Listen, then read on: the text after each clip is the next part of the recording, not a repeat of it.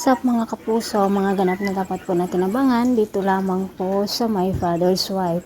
Hindi na nga po napigilan ang pagpapakasal nina Betsy at Robert kahit na gusto sanang pigilan ni Gina, ngunit wala na po siyang magawa dahil nga po nahuli sila dito sa wedding ceremony.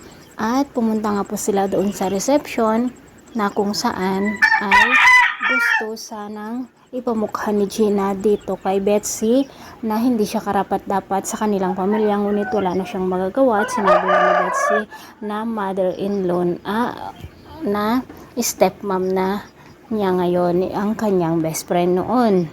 Nagsabunutan nga ang dalawa, ngunit mas pinanigan naman ni Robert itong si Betsy dahil nga po siya na ang kanyang asawa ngayon.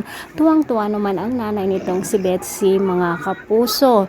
At sa pagkakataong ito, ano kaya ang mangyayari dito sa mag-asawa? Ganap kaya na masisiyahan itong si Robert o ang kinuha niya ay ang ipinukpok niya sa kanyang ulo? Kailan kaya magsisisi itong si Robert? Baka huli na ang lahat kapag nangyari iyon. Ano naman kaya ang gagawin nitong si Gina, mga kapuso?